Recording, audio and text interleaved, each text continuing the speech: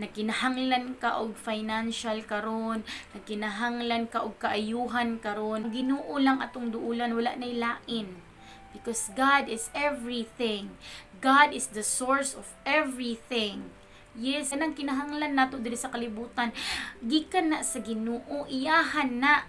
So wala na tay laing duulan, ang Ginoo ra jud, and then si God motubag jud na siya. Dili magpabaya ang Ginoo sa iyang mga anak.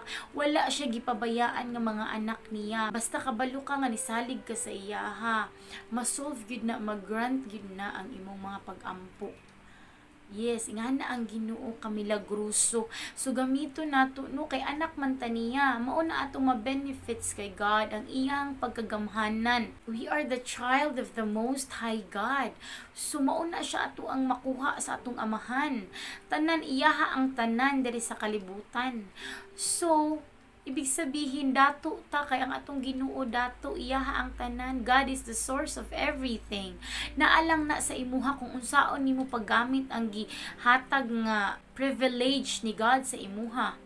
Diba? Mo na ang privilege nga gihatag ni God sa tuang kinabuhi nga magamit nato. Bisan pila pa na imong kailangan dara basta kana nga mga kailangan nimo mahimaya ang Ginoo na.